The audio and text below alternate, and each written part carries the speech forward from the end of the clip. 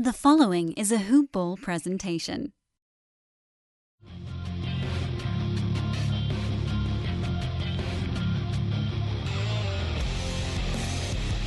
Welcome to the Fantasy NBA Today podcast. I was really close to having a good DFS lineup. I was really close. I was like a standard JJ Barea game away from being in the money yesterday. What are you doing, JJ? You son of a B, you screwed me. It's the kind of game where, the kid, Barea, 18 minutes. I thought there'd be a little bit more with Dennis Smith Jr. not playing in that game. It ended up going a little bit bigger. I don't know, man. I don't know. This one upset me because, the games on DSJ was out. Generally, Barea was 21 to 20. Yeah, generally around 21 minutes. So he was under his mark in this one. But he played 18 and a half minutes in his last one, and he had 11 points and 3 assists. He had 5 and 6 in 13 minutes one game earlier this week. He had 6 and 8. Foolish gambit on my side. I should have gone with Rashawn Holmes. I should have known better. I'll never forgive myself for this one. I had it because the rest of my... Well, whatever. You guys don't need to hear me complain about my lineup construction because the rest of the stuff was actually pretty good. DeAnthony Melton was super cheap, and he played well. Ed Davis was super cheap, and he had a big one. Raul Neto was pretty cheap, and he was fine. Thad Young was not great, but, survived. Evan Turner wasn't great, but he survived. All of these guys survived, and that combo of insanely cheap guys allowed me to get James Harden and Anthony Davis. So I got 150 fantasy points, DFS points out of 2 of my guys, and I just needed 130 out of the other 6, and I couldn't get it. Freaking embarrassing. JJ Barea, this one's on you. Welcome to Fantasy NBA Today, everybody. You can see I'm obviously not super thrilled with how that turned out because it hurts more to be close and then get waxed than to be just terrible and have no shot, which is basically what it was for me last week. But also, I do want to take a moment at the beginning of the podcast to thank all of you guys for getting into the contest. 98 lineups out of 100 in yesterday's. It's our biggest ever. And every week it seems like it grows. So more of you keep telling one another. And it's incredible. So here's what I think is going to happen. You guys can maybe, I don't know if I'm right or not. We'll find out. My guess is, because this is what happened when we hit 50 people, is when you max out, DraftKings will give you a bigger contest. We are partners with DraftKings at Hoopball now. We've got that affiliate thing going on where if you sign up with them and deposit $10 into your account, you can get the premium membership as part of that deal. So they want us playing with them, even if it means basically a break-even proposition, because they want, and I mentioned this on yesterday's podcast, they want more users. DraftKings believes that if I put $10 in the account, I'm not going to stop at just playing the Hoop Ball contest. They don't know me very well because I will. I am not playing any other contest. I'm exclusively playing our Hoop Ball contest. It's probably slowing my learning curve, but it's also the best deal on DraftKings because they're not taking a 10% cut, meaning it's exactly $300 for 100 people in this thing. So it's break even. You're just like playing with friends at this point. But they assume that someone will. So like one of us, you're going to run out of money and then you're going to have to dump back in. But as long as you play something besides the Hoop Ball contest, then they win. And that's fine. That works out great for us because it gives us an area where we can have fun with one another. And I think my thought would be if they're like, well, Hoop Ball got 100 people in that thing. Let's give them a 150-person room or a 125-person room and see if they can fill that. Because the more people we bring in, the more customers they have, and this marketing for them writes itself. If we fill the room, then it costs them nothing. Anything less than that, and they're paying a couple of dollars. But, drop in the bucket for a company as large as DraftKings. So thank you to everybody for joining the contest. 98 out of 100 slots. Next week, we'll be right back on Wednesday again. We can plan accordingly. We'll bother DraftKings to try to get that room opened up early, ahead of time, so that we'll have more than just, I think this week they opened at like 2 o'clock Pacific time on Tuesday. So we had like 26 hours to populate the room, and you guys did it anyway, which is freaking sweet. So thank you. Thank you, thank you, thank you. This is great. And we'll talk more about it next week. I'll have my compatriot back on the show, and he'll tell me why I shouldn't have played J.J. Barea. Stupid J.J. Barea. Crushed me on this one. On the docket for today, I'll do a quick rehash of the in-season premium membership deal that's running right now, because a number of you have actually hit me up on Twitter about demoing it, basically, which is also really cool. Thank you to you guys for putting a few coins in the piggy bank here at Hoopball. It helps basically pay our staff. Honestly, like, that's what it comes down to. It helps us keep the doors open over here. Even if it's just a couple of dollars, it goes a long way towards just being able to host a podcast and a website and have all the amazing staff that we do, because we don't charge a whole lot of money. And I'll get to that after we break down the Wednesday card. But those of you that have hit me up on Twitter, I've been able to get you coupon codes, and so you're getting the in-season premium membership for $6.99 for January, February, March, and half of April. $2.33 per month. We're sitting on about a little over 3 months right now. Rest of the season for $7. I'll give you guys more info on that at the partway point of this podcast. We'll obviously take a look at the short Thursday card. No revenge games on the Thursday card, which means we won't have a whole lot to talk about on the gambling front. But I do have a few thoughts that I'll throw in on that mix. And then we'll get you set up, obviously, for tomorrow, which should be the last show of the week. We'll do one with Brew. I think it's going to be recorded tomorrow, just because timing doesn't work out to get the live show going. As many of you know, this is Asher's first week of preschool, so we're doing some adjusting over on our end, just in terms of when I could actually set it all up and do the live show and be showered for it. Small things, but important things. That's the rest of the week. Wednesday was too big. I've decided now, and I think I've said this before, and you guys shouldn't care because it's just not that interesting, but maybe you do. Your good friend Dan Besbris, that's my name. I don't know if I said that. At Dan Besbris on Twitter. Fantasy NBA Today, of course, Hoopball presentation. Brought to you as well by Hawaiian Isles Kona Coffee Company. Somebody in that contest last night won a goodie bag from Hawaiian Isles. Somebody that scored 310 points in that DraftKings contest.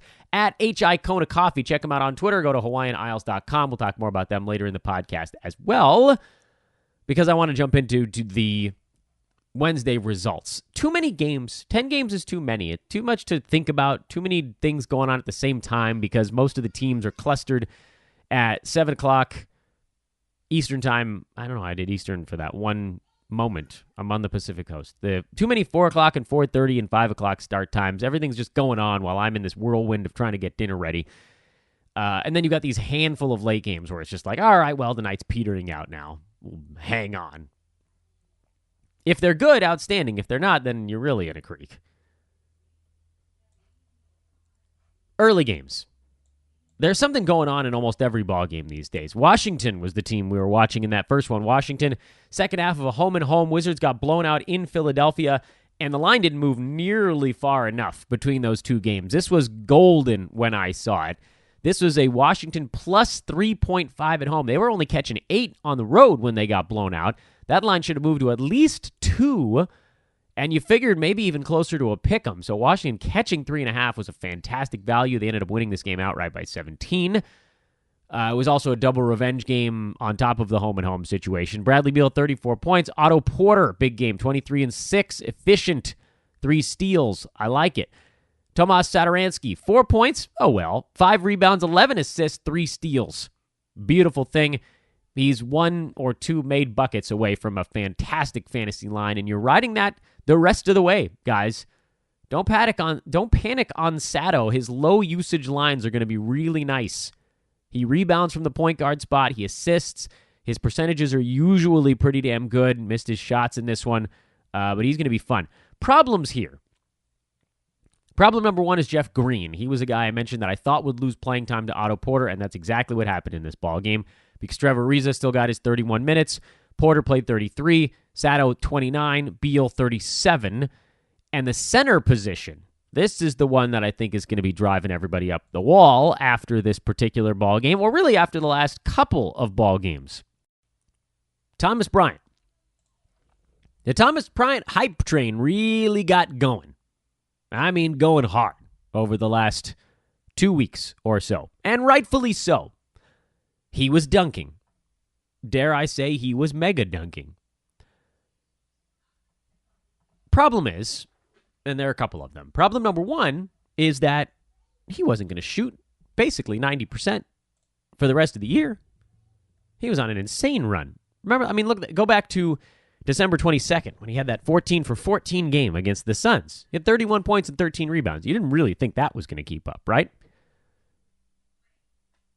Or their 130 to 126 game with Charlotte, where he had 21 and 10 and shot 70%. Or the next night out against Atlanta, 16 and 15, 2 steals, 2 blocks, 70%, 71%.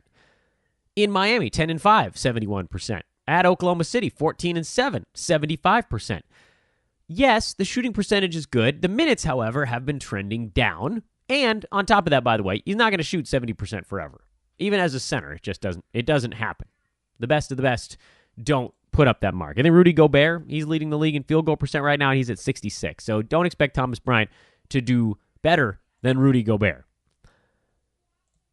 And the minutes trending down is a little bit of a thorn in the side. But let's dig a little bit deeper. Who is maybe the better question, who has been taking Thomas's minutes? And the answer is Jan Mahimi. So why? Is it because Jan Mahimi is good at basketball? Nah.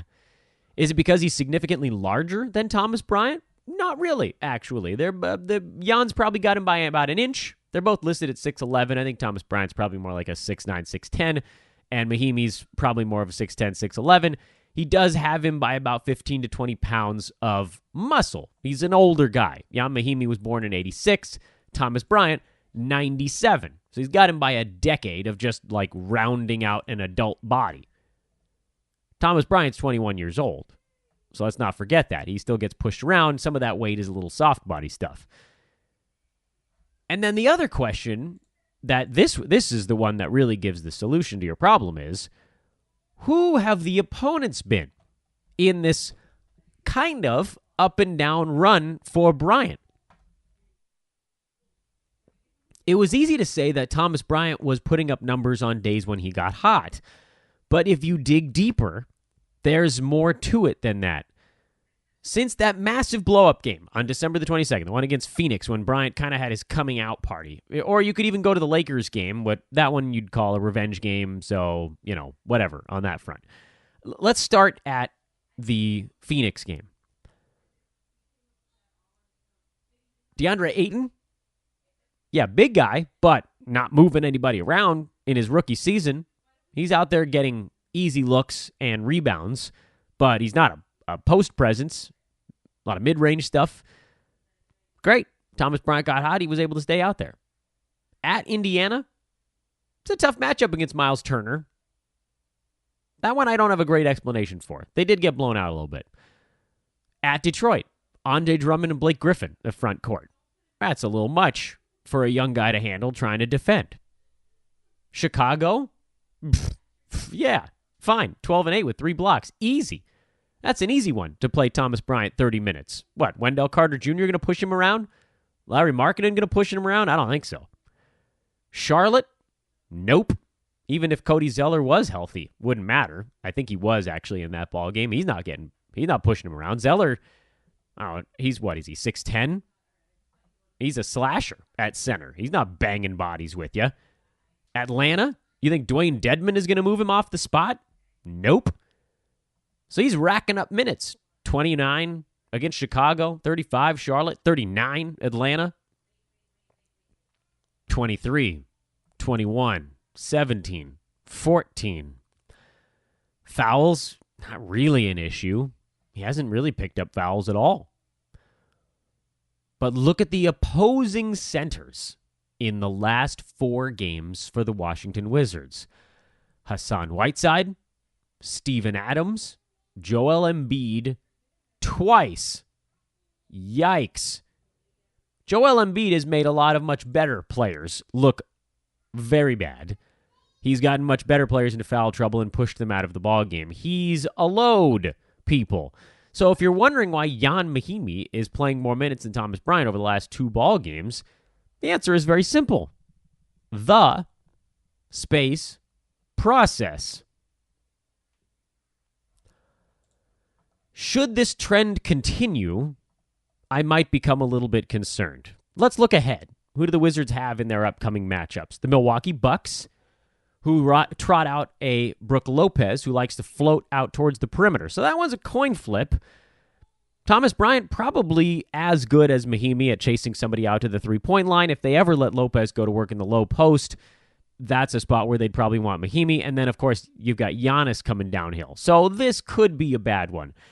Toronto with no Jonas Valanciunas, they don't go particularly large at center. Serge Ibaka logs a lot of their center minutes, and he's more of a 6'9" former shot blocking. He's strong, make no mistake, so he'll push Thomas Bryant around a little bit, but he's not taking him to the rim and shoving him the way that a guy like Steven Adams, Embiid, even Whiteside can. I bet you see a better game out of Thomas Bryant in that one. Then you got the Knicks and Luke Cornett. Oh, that should be a field day. And then you got Detroit again. Uh-oh. So we shall see, is what I'm saying here. Don't panic. This is the calm, hopefully before the storm, on Thomas Bryant. I'm actually hoping he gets dropped in some leagues because it's been a downward trend on minutes played. I'm hoping because he's been so efficient that he's actually been able to float his value even with these tough nights. But it's been so bad looking from a popcorn standpoint that somebody might panic and get rid of him. He's still a guy to own. Make no mistake, and there should be some games coming up where he has a better opportunity to not have to go against Joel Embiid. Please, anybody. I mean, almost any other center in the NBA. Maybe not Anthony Davis. Embiid's stronger than AD, though. I don't know that there's any center I'd rather not have your guy go against than Joel Embiid at this point, because he's just going to own you. It's going to be a thumping. So no, you're not panicking yet.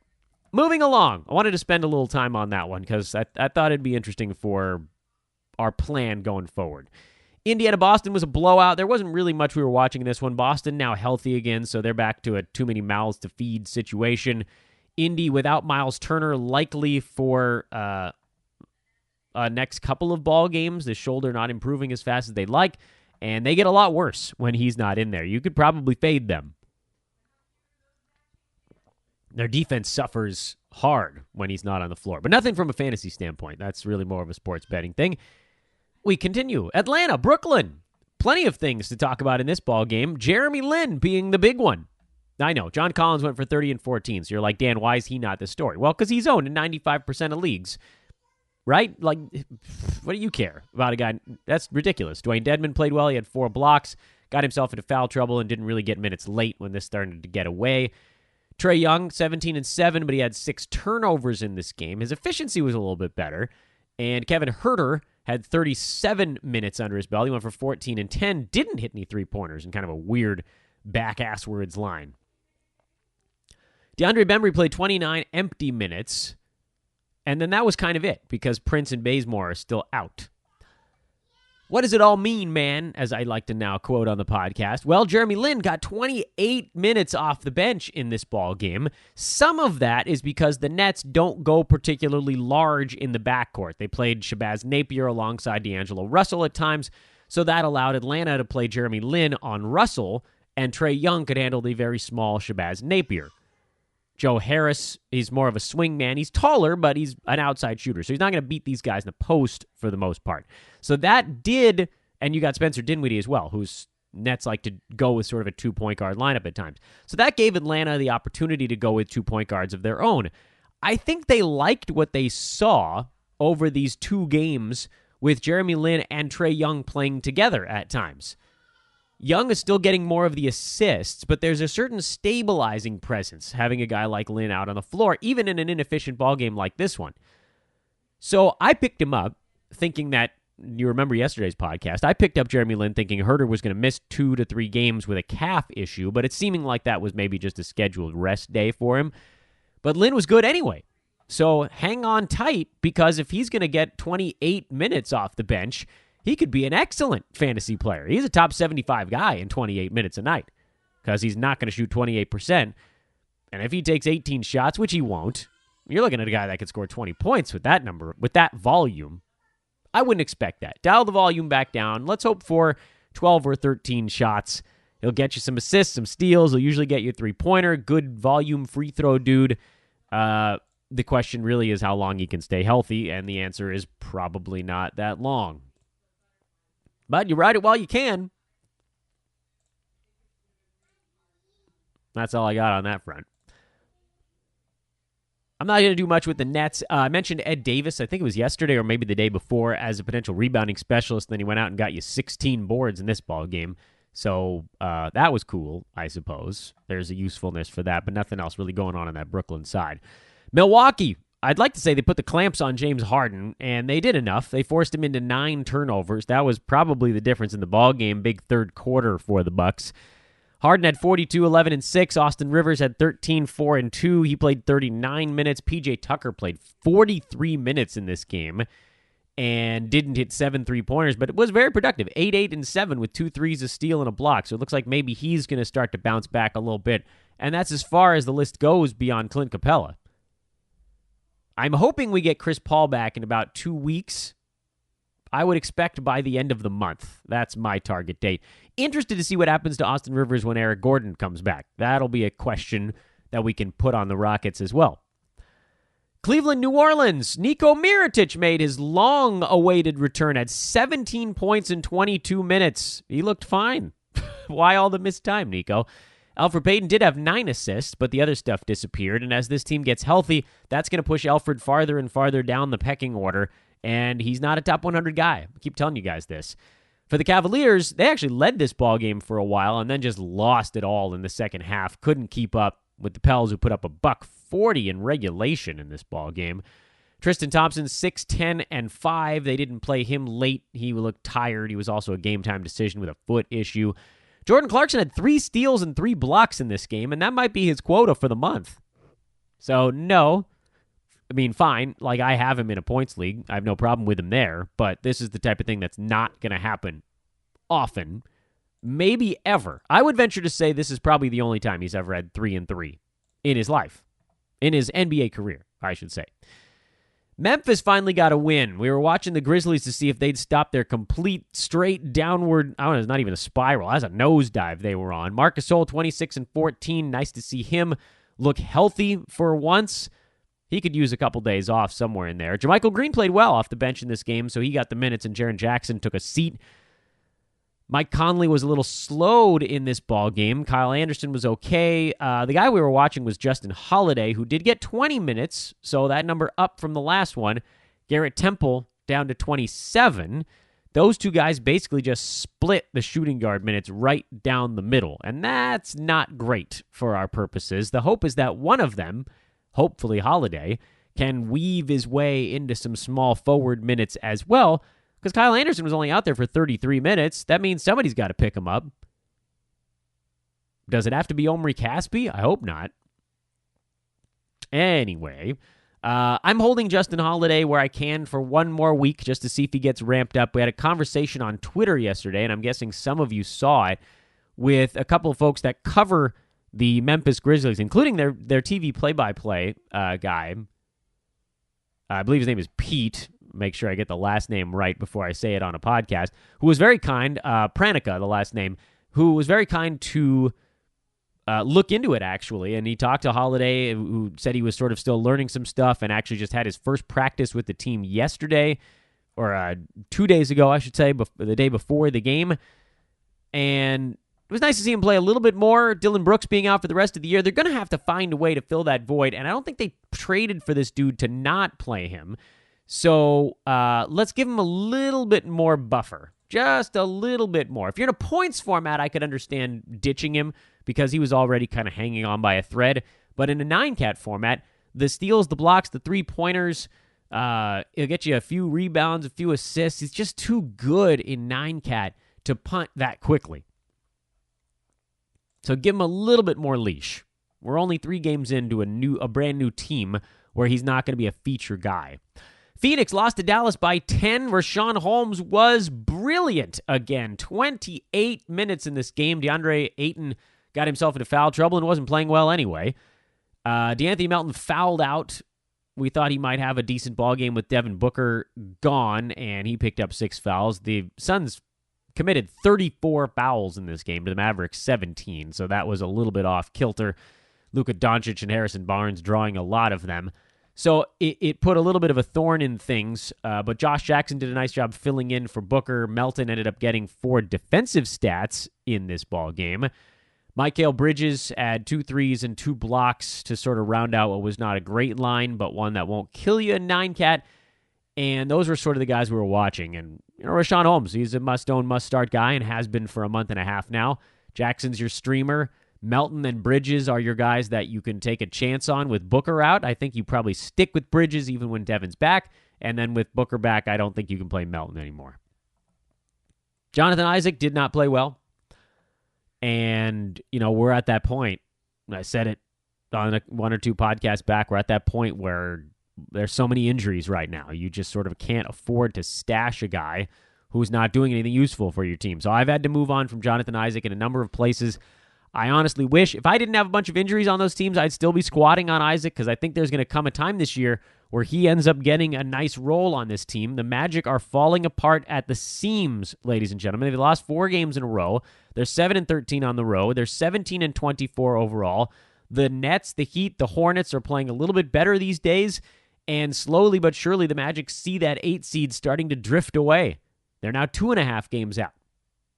By the end of this month, if they're like 5 games back, you might start to see them look younger a little bit. So there's a world that this is going to happen, and I wish that I could hold on long enough, but I'm thinking I probably can't. Raul Neto played 31 minutes at 10 points, 3 boards, and 3 assists, which is basically exactly what we said he was going to put up a DJ Augustine line, who, by the way, actually had a pretty good ballgame in this one, so maybe not fair to DJ.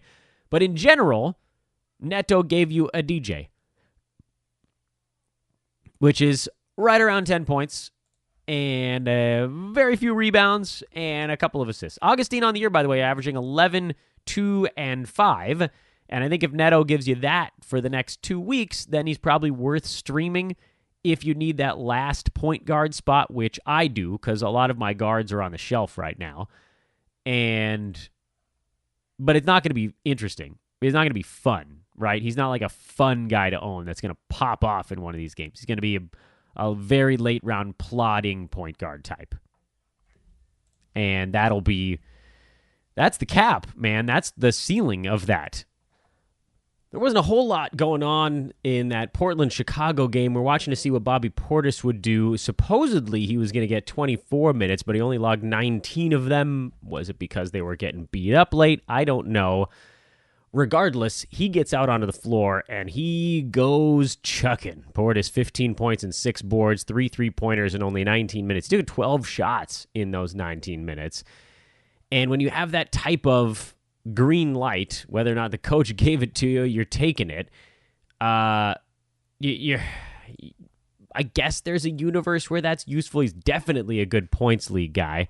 I'm still not fully sold on his 9-cat value, but you obviously need to take a flyer on him and see how this plays out. Because if he gets 24 to 28 minutes a game and he's taking 15 shots and he's going for 17 to 19 points a night and 7 or 8 rebounds, he could fall into some threes and steals, and that would be enough. You just have to hope the percentages don't bottom out.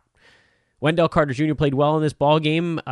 He basically got what he wanted, which was pretty cool. They still got their butts kicked. Chris Dunn, 15, 5, and 7. Zach LaVine did not have his shot. If he did, they probably could have competed in this ball game. And Chandler Hutchison got the game that I needed from him last week for DFS, which is not enough. But, it was like 17 or 18 DFS points instead of, I think he had like 7.5 last week. And I might have I might have placed if that was the case. Portland side, you got a lot out of the reserves because this was a blowout. The backups did stuff. Mo Harkless is off the list, as we mentioned before. Jake Layman got the start. He didn't do anything with it. It ended up being Seth Curry as the guy off the bench who played particularly well from the backcourt, and Zach Collins had his first useful game in a long time. But no, you're not buying into that bad boy. The Pistons are a non-factor from a fantasy standpoint. The Lakers got Kuz healthy finally. He had that rust game, and then he was much better in this one. Lonzo Ball played well. JaVale McGee played well. And we're not chasing the shooting guards. I mentioned Josh Hart as a potential streaming guy. He had a clunker against the Pistons. I still think that even though every once in a while I'm like, well, this guy might work as a streamer, I always come back to don't chase the Lakers shooting guards. It just rotates. It's Ingram one day, then it's Hart, then it's KCP. It's not worth it with LeBron presumably a week out, somewhere in that neck of the woods, and Rondo still probably 3 weeks away, I would think. You're running out of time even with the streamers anyway. But Lonzo, McGee, Kuz, those are your guys in standard formats, and then Ingram is more of a points league guy. So easy enough. But again, the points, the real overarching stuff that I wanted to stress from this Wednesday evening card was the stuff we spent some extra time on. The Thomas Bryants, the guys that could be some difference makers for you that might be trying your patience a little bit. Guys on Phoenix, guys on Washington, guys with Memphis, particularly Justin Holiday, and we will monitor them. They'll be part of our what to watch, when to hold, when to part. The big overarching thing that I always want to stress is try to remain patient. It seems very easy to look at a couple of bad games and run away, but it's a long NBA season. We are just now at the halfway point. Think about how many times between then and now we've had to go through this same just hold the guy routine, because 1 week out of 25 of them, 24 of them is so minimal. It's so minimal. You can't make these giant changes, especially with guys that could actually have impact on your team. Now, a guy like Raul Neto, as I mentioned, he's not going to be an impact guy. So whatever you want to do with that dude, whatever. It's not going to change your fates. There's a usefulness factor to him if you're in a tight spot. I need him in a league where all my point guards are dead.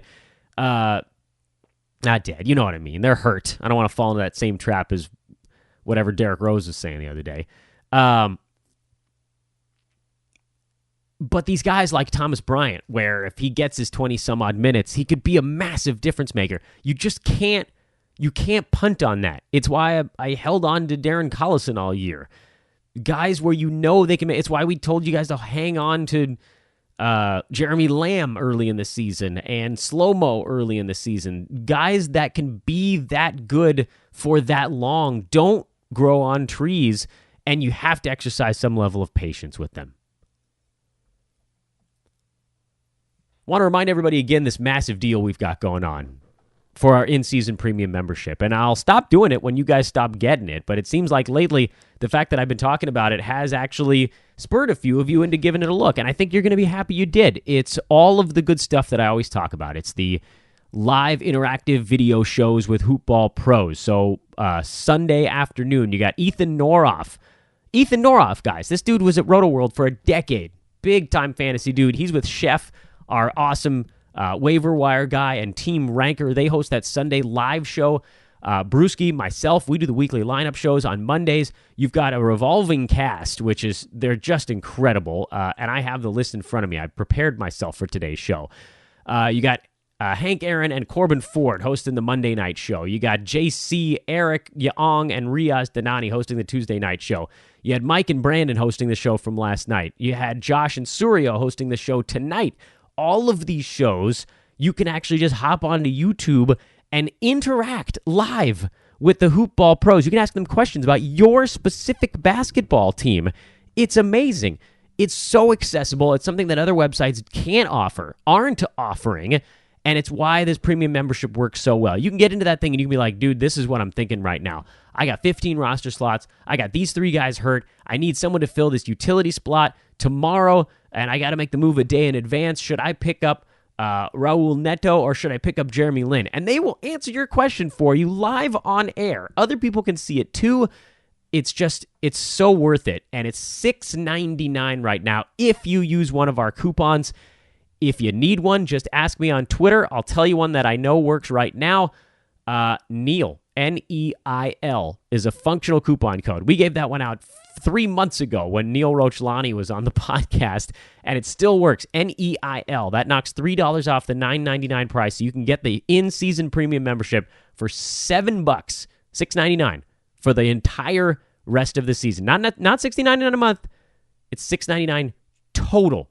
Go to hoop-ball.com, click on the premium tab, choose Go Premium, and go get it for $6.99. Make sure you use that coupon code. It's now cheaper than doing the DraftKings promo. Pretty awesome, huh? Pretty freaking awesome. Not much more on the DFS front to talk about. We'll bring that back up next week. Please, if you're interested at all in this in-season premium thing and you have any questions, I'm more than happy to help you out with those. You can hit me up on Twitter. Whatever other ways you can try to find me, I'm down, man. We want more people to check it out. We think that if you get it for this crazy low price, which will run until the 15th of this month, so 5 more days, we think that you'll love it so much that you'll come back and you'll do the whole freaking thing next year. We believe that strongly in our product, that you'll get the season pass in July, which gives you the draft guide, the Brewski 150, and the full season premium pass. It's like $35, I think, last year. Got you all of that stuff for the whole year round. And we believe that you'll get it. And there will be a coupon code for that, too. We do coupon codes. That's what we do. Just 4 games coming up tonight on Thursday. None of them revenge angles, but I do have some gambling thoughts that I wanted to give to you as we go through this card and as we sort of conclude it. Boston is in Miami. It's a back-to-back for the Celtics. If you're wondering why they're only a 2-point road favorite, they've been playing well. Miami's been kind of decelerating a bit after a hot stretch. I really thought Miami was going to take care of Denver in that game, and it looked like they had them up 6 with 2 minutes to go, but just couldn't get a bucket down the stretch. Clippers are in Denver. Not a revenge game there either. They're tied 1-1 on the season. Should be a good one. Oklahoma City, 1.5-point favorites in San Antonio. Interested to see if this loss to the Grizzlies puts any kind of damper on the Spurs' recent success. And then Detroit, off an LA game, flies up to Sacramento for a tough back-to-back. That's why the Kings are 5-point favorites in that ball game. If you're looking at any of these things just from a betting standpoint, I think I'd consider the Kings. Detroit is bad, like really bad, and the fact that they're only catching 5 basically says that they're a neutral site equal with Sacramento, and to me that's crazy. Kings are a better team than Detroit on a neutral site. I don't think they can keep up with the Kings. I don't think they can. I think they're going to get run right out of that gymnasium. I might be wrong. It's not a motivational game. It's not something we're even tracking, but from a gambling standpoint, that's what I'm looking at there. Fantasy stuff. Miami, always watching that team to see if anybody gets up and over the hump, but mostly it's Whiteside and Richardson right now. Denver started to get healthy and then lost Gary Harris again, so, there's a wet fart for you. Clippers, nothing. Thunder, no Nerlens Noel, but whoever slides in to play backup center is not going to be able to do what he did, so nothing there. San Antonio, we're always kind of watching Derek White. They got beat up so good by the Grizzlies that I sort of threw this game out without even mentioning him. He had a bad game, but by the Spurs standards, it actually wasn't that terrible, 12-2-2. He's been good for them lately. He's starting to convince me. He only played 15 minutes in this one. He picked up 5 fouls. He's winning me over. I do think there's going to come a point where he stops making this crazy volume of shots at such a crazy high rate, but it hasn't happened yet, so whatever. And then Detroit, Sacramento, not much. It's a pretty banal fantasy day tomorrow. Thursday's kind of an off day for us, which allows me now a moment to talk to you about some of the gambling stuff that I got going on that it's going to take some time. It's going to take some time. Number one, the revenge angles have leveled off considerably. Basically, you're at the same exact number now as you were on the 21st of December, and it's fluctuated between going up as high as 29.3 units, I think was the overall high. Let me double check on that. No, because we went back and we filled in some stuff. 28 roughly is, I think, the high, and then it's down at 23 now. I think it got as low as 21 in there. So it's bouncing around in about a 6-unit window, up and down and up and down. A lot of plays and not much changing. That's not really the point of all of this. The point is that, number one, I went back in and I filled in everything, regardless of other motivational angles going on in the game. So, for instance, there was a game where the 76ers were coming to play the Clippers on New Year's Day off getting embarrassed in Portland. There was no chance in a million years I would bet on the Clippers in that game with as angry as you knew the 76ers were going to be. And initially, I just eliminated that one. I just cut it out. But now I've changed it, and I've just put a note on it. So we took the loss, meaning I dropped my total overall by 1 unit, 1.1, because I think it's more important to be thorough, and then we can go back at the end, which is what we're going to do, and we're going to come up with a system to track bounce-back games like that one. That'll be another page. And I also want to track home and home games where teams play each other twice. I'm going to say within a week. It doesn't have to be back-to-back the way we got with, Philly and Washington in this one. It can be like Cavs and Pelicans, where Pels covered both of those games. So it's not just necessarily going to be right against one another. We're going to track the difference, the separation between the two games, and then we can put that all together. 3 big motivational angles, home and homes, bounce-back games, revenge games, and find out which one is necessarily more powerful from a line value standpoint, and when these angles either go head-to-head or work in concert, how does that impact the final result against the spread? So we got a lot going on behind the scenes here. This is a project that I'm going to work on as the season goes, and then obviously in evenings and in the summertime, we'll be able to dig in and go back and get some of the data from before we started tracking some of this stuff today. So cool stuff going on there as well.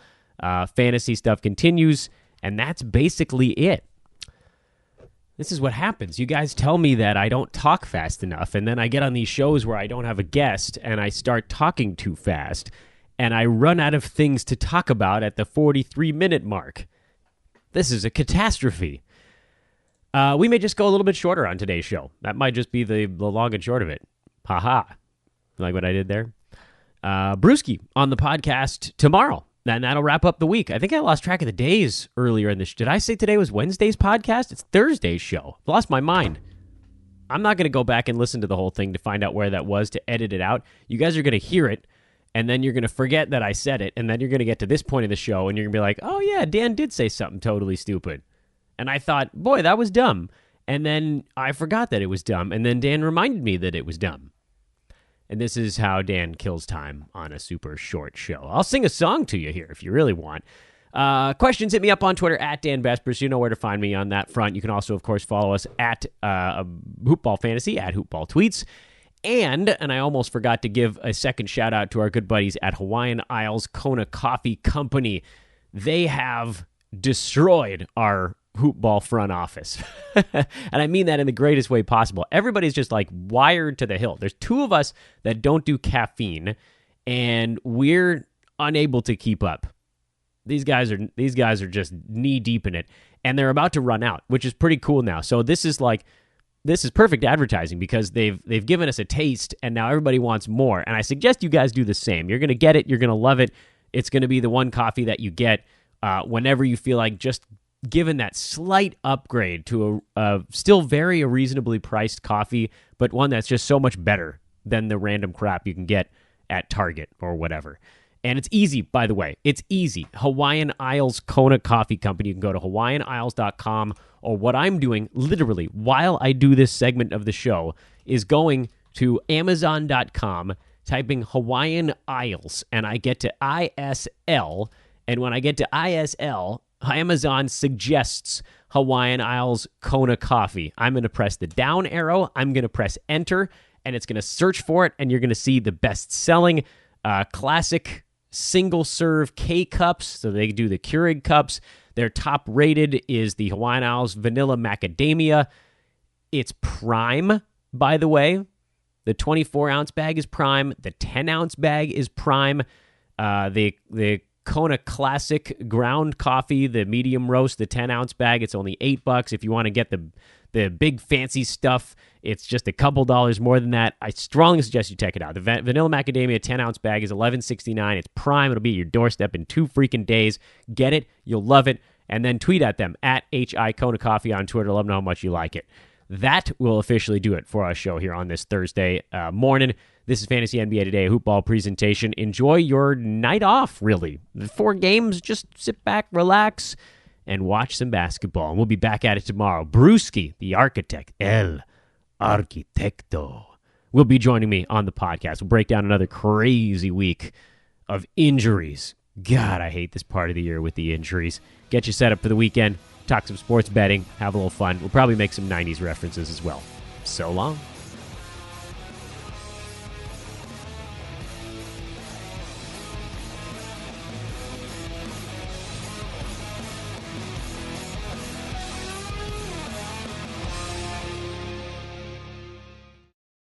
This has been a Hoop Ball presentation.